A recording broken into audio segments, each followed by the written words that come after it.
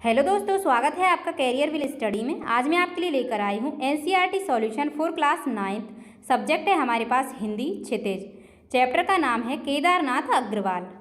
तो इस चैप्टर में हमारे पास सबसे पहले पहला प्रश्न है, इस विजन में अधिक है पंक्तियों में नगरीय संस्कृति के प्रति कवि का क्या आक्रोश है और क्यों। तो उत्तर डालेंगे और लिखेंगे, इन पंक्तियों के द्वारा कवि ने शहरीय स्वार्थपूर्ण रिश्तों पर प्रहार किया है। कवि के अनुसार नगर के लोग आपसी प्रेम भाव के स्थान पर पैसों को अधिक महत्व देते हैं। वे प्रेम और सौंदर्य से दूर प्रकृति से कटे हुए होते हैं। उनके इस आक्रोश का मुख्य कारण यह है कि कवि प्रकृति से बहुत अधिक लगाव रखते हैं। उसके बाद प्रश्न नंबर 2 है, सरसों को शयानी कहकर कवि क्या कहना चाहता होगा। तो उत्तर डालेंगे और लिखेंगे, यहाँ सरसों के शयानी से कवि यह कहना चाहता है कि सरसों की फसल अब पूरी तरह तैयार हो चुकी है, अर्थात वह काटने के लिए पूरी तरह तैयार है। उसके बाद प्रश्न नंबर 3 है, अलसी के मनोभावों का वर्णन कीजिए। तो उत्तर डालेंगे और लिखेंगे, यहाँ पर अलसी एक हठीली नायिका के रूप में चित्रित हुई है। उसका चित्त अति चंचल और प्रेमातुर है। अलसी प्रथम स्पर्श करने वाले को अपने हृदय का दान देकर अपना स्वामी बनाने के लिए आतुर है। उसके बाद है प्रश्न नंबर 4, अलसी के लिए हठीली विशेषण का प्रयोग क्यों किया गया है। उत्तर डालेंगे और लिखेंगे, अलसी के लिए हठीली विशेषण का प्रयोग इसलिए किया गया है क्योंकि हठपूर्वक चने के पौधे के पास उगाई है। उसकी पतली देह बार बार हवा के कारण झुक जाती है, परंतु वह फिर सीधे खड़े होकर चने के बीज नजर आने लगती है। उसके बाद है अगला प्रश्न नंबर 5, चांदी का बड़ा सा गोल खंभा में कवि की किस सूक्ष्म कल्पना का आभास मिलता है। तो उत्तर डालेंगे और लिखेंगे, चांदी का बड़ा सा गोल खंभा, इस पंक्ति में कवि ने मानव प्रकृति का अति सूक्ष्म वर्णन किया है। यहाँ पर चांदी का बड़ा सा गोल खंभा नगरीय सुख सुविधाओं से परिपूर्ण जीवन से है। इन पंक्तियों के द्वारा कवि यह कहना चाह रहा है कि सभी कुछ पाने के बाद भी मानव की इच्छाएं कभी खत्म नहीं होती हैं। उसके बाद है अगला प्रश्न नंबर 6, कविता के आधार पर हरे चने का सौंदर्य अपने शब्दों में चित्रित कीजिए। तो उत्तर डालेंगे और लिखेंगे, ग्राम श्री कविता में वर्णित हरा चना आकार में एक बीते के बराबर है। उस पर आए फूल देख कर लगता है कि उसने गुलाबी पगड़ी बांध रखी है। वह विवाह जैसे किसी मांगलिक कार्यक्रम में जाने के लिए तैयार दिखाई दे रहा है। उसके बाद अगला प्रश्न है प्रश्न नंबर 7, कवि ने प्रकृति का मानवीकरण कहाँ कहाँ किया है। तो उत्तर डालेंगे और लिखेंगे, कविता की कुछ पंक्तियों में कवि ने प्रकृति का मानवीकरण किया है। जैसे पॉइंट नंबर 1 है, यह हरा ठिगना चना बांधे मुरेठा शीश पर छोटे गुलाबी फूल का सज कर खड़ा है। तो यहाँ हरे चने के पौधे का छोटे कद के मनुष्य जो कि गुलाबी रंग की पगड़ी बांधे खड़ा है के रूप में मानवीकरण किया गया है। उसके बाद है दूसरा पॉइंट, पास ही मिलकर उगी है, बीच में अलसी हटीली, देह की पतली, कमर की है लचीली। तो नील फूल को सिर पर चढ़ाकर कह रही है, जो छुए यह दू हृदय का दान उसको। तो देखो, यहाँ अलसी के पौधे को हटीली तथा रमणीय स्त्री के रूप में प्रस्तुत किया गया है, अतः यहाँ अलसी के पौधे का मानवीकरण किया गया है। उसके बाद है तीसरा पॉइंट, और सरसों की ना पूछो हो गई सबसे सयानी, हाथ पीले कर लिए हैं ब्याह मंडप में पधारी। तो यहाँ सरसों के पौधे को एक नायिका के रूप में प्रस्तुत किया गया है जिसका ब्याह होने वाला है। उसके बाद है पॉइंट नंबर 4, हैं कई पत्थर किनारे पी रहे चुपचाप पानी। यहाँ पत्थर जैसे निर्जीव वस्तु को भी मानवीकरण के द्वारा जीवित प्राणी के रूप में प्रस्तुत किया गया है। उसके बाद देखो प्रश्न नंबर 8 है हमारे पास, कविता में से उन पंक्तियों को ढूंढिए जिनमें निम्नलिखित भाव व्यंजित हो रहा है और चारों तरफ सूखी और उजाड़ जमीन है, लेकिन वहाँ भी तोते का मधुर स्वर मन को स्पंदित कर रहा है।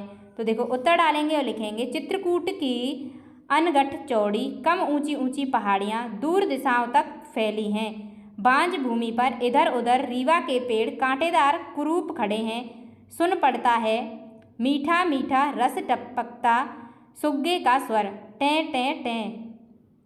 उसके बाद है हमारे पास रचना और अभिव्यक्ति। तो देखो प्रश्न नंबर 9 है, और सरसों की न पूछो, इस उक्ति में बात को कहने का खास अंदाज है। हम इस प्रकार की शैली का प्रयोग कब और क्यों करते हैं। तो उत्तर डालेंगे और लिखेंगे, अपनी बात को प्रभावपूर्ण रोचक वस्तु की विशेषताओं पर ध्यान केंद्रित करने और किसी की प्रशंसा करने के लिए इस शैली का प्रयोग किया जाता है। उसके बाद अगला प्रश्न है प्रश्न नंबर 10, काले माथे और सफ़ेद पंखों वाली चिड़िया आपकी दृष्टि में किस प्रकार के व्यक्तित्व का प्रतीक हो सकती है? तो उत्तर डालेंगे और लिखेंगे यहाँ काले माथे और सफ़ेद पंखों वाली चिड़िया दोहरे व्यक्तित्व का प्रतीक है। वे लोग जो ऊपर से समाज के शुभचिंतक बने फिरते हैं तथा अंदर ही अंदर समाज का शोषण कर अपना उल्लू सीधा करते हैं। ऐसे समाज सुधारकों का वास्तविक रूप कवि ने चिड़िया के उदाहरण द्वारा स्पष्ट करने की कोशिश की है। उसके बाद है हमारे पास भाषा अध्ययन। तो देखो प्रश्न नंबर 11 है, बीते के बराबर, ठिगना, मुरेठा आदि सामान्य बोलचाल के शब्द हैं, लेकिन कविता में इन्हीं से सौंदर्य उभरा है और कविता सहज बन पड़ी है। कविता में आए ऐसे ही अन्य शब्दों की सूची बनाइए। तो देखो उत्तर डालेंगे और लिखेंगे कविता में प्रयुक्त सहज शब्द। नंबर 1 है बेड़, नंबर 2 ब्याह, नंबर 3 पोखर, नंबर 4 चमकाता, नंबर 5 है चट दबाकर और नंबर 6 है बांझ, 7 है सुग्गा और 8 है चुप्पे चुप्पे। उसके बाद है अगला प्रश्न हमारे पास 12वां, कविता को पढ़ते समय कुछ मुहावरे मानस पटल पर उभर आते हैं, उन्हें लिखिए और अपने वाक्यों में प्रयोग कीजिए। तो देखो उत्तर डालेंगे और लिखेंगे कविता में प्रयुक्त मुहावरे। नंबर 1 है सिर पर चढ़ाना, यानी कि अधिक लाड प्यार करना, जरूरत से ज़्यादा अधिक प्यार करने से उसका बेटा उसके सिर पर चढ़ गया। उसके बाद है पॉइंट नंबर 2 हृदय का दान, यानी अधिक मूल्यवान वस्तु किसी को दे देना। बेटी को विदा करते समय उसे ऐसा लग रहा था मानो उसने अपने हृदय का दान कर दिया हो। उसके बाद है पॉइंट नंबर 3 हाथ पीले करना, यानी शादी करना। बेटी के बड़े हो जाने के बाद तुम्हें भी अब उसके हाथ पीले कर देने चाहिए। उसके बाद है पॉइंट नंबर 4 पैरों के तले, यानी छोटी वस्तु। पूंजीपति वर्ग समाज के लोगों को अपने पैरों के तले रखते हैं। उसके बाद है पॉइंट नंबर 5 प्यास ना बुझना, यानी कि संतुष्ट न होना, इतना धन होने के बाद भी अभी तक उसकी धन की प्यास नहीं बुझी। उसके बाद पॉइंट नंबर 6 है टूट पड़ना, यानी हमला करना, शत्रु को आते देख सैनिक उन पर टूट पड़े।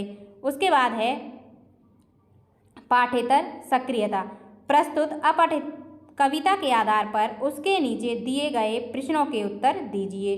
ठीक है, तो देखो ये हमारे पास कविता दे रखी है अपठित, इस कविता को आप खुद पढ़ लेंगे। ठीक है, मैं इसके प्रश्न करा देती हूँ। तो इस कविता में हमारे पास प्रश्न नंबर 1 है, इस कविता के मुख्य भाव को अपने शब्दों में लिखिए। तो उत्तर डालेंगे और लिखेंगे इस काव्यांश में खेतों में फसलों का सजीव चित्रण है। अरहर और सरसों पर फलियां आ गई हैं, हिरनखुरी पर फूल खिल गए हैं, गेहूं पर तरुणाई आ गई है, मटर बेली पर भंवरे मंडराने लगे हैं तथा चने के झाड़ बड़े हो गए हैं, आलू गाजर मूली शकरकंदी आदि उगाई हैं, अलसी पर फूल आ गए हैं और मेथी की खुशबू में तितली अपना होश खो बैठी है। उसके बाद है अगला प्रश्न, प्रश्न नंबर 2, इन पंक्तियों में कवि ने किस किस का मानवीकरण किया है? तो उत्तर डालेंगे और लिखेंगे इन पंक्तियों में सरसों, हिरनखुरी, गेहूं, मटर बेली, चना आदि का मानवीकरण किया गया है। उसके बाद है प्रश्न नंबर 3, इस कविता को पढ़कर आपको किस मौसम का स्मरण हो आता है? तो उत्तर डालेंगे और लिखेंगे इस कविता को पढ़कर सर्दी का मौसम एवं वसंत ऋतु का स्मरण हो आता है, क्योंकि ये सारी फसलें इसी ऋतु में फलती और फूलती हैं। उसके बाद प्रश्न नंबर 4 है, मधुकर और तितली अपनी शुद्ध बुद्ध कहाँ और क्यों खो बैठे? तो उत्तर डालेंगे और लिखेंगे मधुकर अलसी के नीले फूलों पर अपनी शुद्ध बुद्ध खो बैठे हैं, तितली मेथी की सुगंध से मोहित होकर अपनी शुद्ध बुद्ध खो बैठी है। उसके बाद है हमारे पास अन्य पाठेतर हल प्रश्न, यानी कि लघु उत्तरीय प्रश्न। उसके बाद देखो लघु में हमारे पास पहला प्रश्न है, कवि कहाँ से लौटा है? वह खेत की मेड़ पर क्यों बैठ गया? तो उत्तर डालेंगे और लिखेंगे कवि चंद्र गहना से लौटा है। वह खेत की मेड़ पर इसलिए बैठ गया ताकि वहां बैठकर आसपास फैले प्राकृतिक सौंदर्य को जी भरकर निहार सके, प्रकृति का सानिध्य पा सके और उसके सौंदर्य का आनंद उठा सके। उसके बाद प्रश्न नंबर 2 है, कवि को ऐसा क्यों लगता है कि चना विवाह में जाने के लिए तैयार खड़ा है? तो उत्तर डालेंगे और लिखेंगे चने का पौधा हरे रंग का ठिगना सा है, उसकी ऊंचाई एक बीते के बराबर होगी, उस पर गुलाबी फूल आ गए हैं। इन फूलों को देखकर प्रतीत होता है कि उसने गुलाबी रंग की पगड़ी बांध रखी है। उसकी ऐसी सज धज देखकर कवि को लगता है कि वह विवाह में जाने के लिए तैयार खड़ा है। उसके बाद है प्रश्न नंबर 3, चंद्र गहना से लौटती बेर कविता में किसने किस उद्देश्य से हाथ पीले कर लिए हैं? तो उत्तर डालेंगे और लिखेंगे चंद्र गहना से लौटती बेर कविता में सरसों सबसे सयानी हो चुकी है, सयानी होने से वह विवाह की वह प्राप्त कर चुकी है, उसने विवाह करने के लिए अपने हाथों में हल्दी लगाकर हाथ पीले कर लिए हैं। उसके बाद प्रश्न नंबर डालेंगे 4, पत्थर कहाँ पड़े हुए हैं, वे क्या कर रहे हैं? चंद्र गहना से लौटती बेर कविता के आधार पर लिखिए। तो उत्तर डालेंगे और लिखेंगे पत्थर तालाब के किनारे पड़े हैं जिन्हें पानी स्पर्श कर रहा है, ऐसा लगता है कि पत्थर अपनी प्यास बुझाने के लिए पानी पी रहे हैं। वे पता नहीं कब से पानी पी रहे हैं, फिर भी उनकी प्यास नहीं बुझ रही है। उसके बाद है प्रश्न नंबर 5, चंद्रगहना से लौटती बेर कविता में किस चिड़िया का वर्णन है? यह चिड़िया किसका प्रतीक हो सकती है? तो उत्तर डालेंगे और लिखेंगे चंद्रगहना से लौटती बेर कविता में काले माथ वाली उस चिड़िया का वर्णन है जिसकी चोंच पीली और पंख सफ़ेद हैं। वह जल की सतह से काफ़ी ऊंचाई पर उड़ती है और मछली देखते ही झपट्टा मारती है, उसे चोंच में दबाकर आकाश में उड़ जाती है। यह चिड़िया किसी शोषण करने वाले व्यक्ति का प्रतीक है।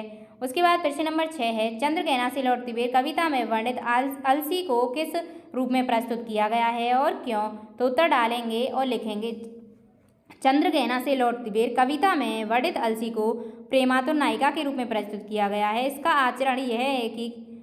कारण यह है कि अलसी जिद्दपूर्वक चने के पास उग आई है। उसकी कमर लचीली और देह पतली है। वह अपने शीश पर नीले फूल रखकर कहती है कि जो उसे छुएगा उसको वह अपने हृदय का दान दे देगी। उसके बाद प्रश्न नंबर 7 है, चंद्रगहना से लौटती बेर कविता के आधार पर रीवा के पेड़ों का वर्णन कीजिए। उत्तर डालेंगे और लिखेंगे चंद्रगहना से लौटती बेर कविता में वर्णित रीवा के पेड़ चित्रकूट की पहाड़ियों पर स्थित हैं। ये पेड़ कांटेदार तथा कुरूप हैं। इनकी पत्तियां छोटी छोटी तथा भूरी हैं। इनके नीचे बैठकर छाया का आनंद भी नहीं लिया जा सकता है। अगला प्रश्न है हमारे पास 8वां, मन होता है उड़ जाऊं में कौन कहाँ उड़ जाना चाहता है और क्यों? तो उत्तर लिखेंगे मन होता है उड़ जाऊं में मैं कभी हरे धान के खेतों में उड़ जाना चाहता है जहाँ सारस की जोड़ी रहती है। यह जोड़ी एक दूसरे से अपनी प्रेम कहानी कहती है। कवि इस सच्ची प्रेम कहानी को चुपचाप सुनता है, इसलिए उसका मन उड़ जाने के लिए उत्सुक है। उसके बाद प्रश्न नंबर 9 है, चंद्रगहना से लौटती बेर कविता के आधार पर बताइए कि भूरी घास कहाँ उगी है, वह क्या कर रही है? तो उत्तर डालेंगे और लिखेंगे चंद्रगहना से लौटती बेर कविता में भूरी घास तालाब की तली में उगी है। हवा चलने से पानी में हलचल हो रही है और पानी लहरा रहा है। इसका असर भूरी घास पर पड़ रहा है, इससे भूरी घास भी लहरा रही है। उसके बाद प्रश्न नंबर 10 है, मैं यहाँ स्वच्छ हूँ, कवि ने ऐसा क्यों कहा है? चंद्रगहना से लौटती बेर पाठ के आधार पर लिखिए। तो उत्तर डालेंगे और लिखेंगे मैं यहाँ स्वच्छ हूँ, कवि ने ऐसा इसलिए कहा है क्योंकि इस समय उसके पास कोई अनावश्यक काम नहीं है। इसके अलावा उसे आवश्यक कार्यक्रम कहीं आना जाना भी नहीं है। वह प्राकृतिक सौंदर्य को देखने और उसका आनंद उठाने के लिए स्वतंत्र है। प्रश्न नंबर 11 है, चंद्रगहना से लौटती बेर कविता में सारस का स्वर कवि को कैसा प्रतीत होता है? इसे सुनकर उसके मन में क्या इच्छा होती है? उत्तर डालेंगे और लिखेंगे चंद्रगहना से लौटती बेर कविता में कवि को सारस का स्वर उठता गिरता अर्थात कभी धीमा तथा कभी तेज सुनाई देता है। उसके कानों में यह स्वर अच्छा लगता है। इससे उसके मन में यह इच्छा होती है कि वह भी सारस के साथ पंख फैलाकर कहीं दूर उड़ जाए जहाँ सारस की जुगल जोड़ी रहती है। उसके बाद है हमारे पास दीर्घ उत्तरीय प्रश्न। तो दीर्घ में हमारे पास पहला प्रश्न है, चंद्रगहना से लौटती बेर कविता के उस दृश्य का वर्णन कीजिए जिसे कवि देख रहा है। तो उत्तर डालेंगे और लिखेंगे चंद्रगहना से लौटती बेर कविता में कवि खेत की मेड़ पर बैठा है। उसके पास ही चना, अलसी और सरसों उगी हैं।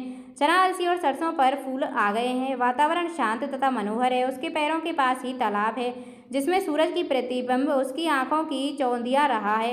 तालाब में अपनी टांग डुबोए बगुला ध्यान मग्न खड़ा है। वह मछलियां देखते ही ध्यान त्याग देता है। तालाब के पास ही काले माथे वाली चिड़िया उड़ रही है जो मौका देखकर मछलियों का शिकार कर लेती है। कुछ ही दूर दूर तक फैली चित्रकूट की पहाड़ियां हैं जिन पर रीवा के कांटेदार पेड़ उगे हैं। उसके बाद प्रश्न नंबर 2 है, चंद्रगहना से लौटती बेर कविता के साधारण सी वस्तुओं में भी अपनी कल्पना से अद्भुत सौंदर्य का दर्शन किया है, स्पष्ट कीजिए। तो उत्तर डालेंगे और लिखेंगे चंद्रगहना से लौटती बेर कविता के कवि की दृष्टि अत्यंत पारखी सूक्ष्म अन्वेषण करने वाली है जिसमें कल्पनाशीलता समाई है। इसी कल्पनाशीलता के कारण वह चने के पौधे को सजे धजे दूल्हे के रूप में, अलसी को हटीली प्रेमातुर नायिका के रूप में तथा फूली सरसों को देखकर स्वयंवर स्थल पर पधारी विवाह योग्य कन्या का रूप सौंदर्य देखती है। जिसके हाथों में मेहंदी लगी है वह प्रकृति को स्वयंवर स्थल के रूप में देखता है। कवि को तालाब में सूर्य के प्रतिबिंब में चांदी का बड़ा सा गोल खंभा नजर आता है तो किनारे पड़े पत्थरों को पानी पीते हुए देखता है। इस तरह कवि साधारण सी वस्तुओं में अद्भुत सौंदर्य के प्रदर्शन करता है। इसी के साथ आपकी ये चैप्टर समाप्त हो चुका है। उम्मीद करती हूँ वीडियो आपको पसंद आई होगी। अगर वीडियो अच्छी लगी हो तो वीडियो को लाइक करें और हमारे चैनल को सब्सक्राइब करें।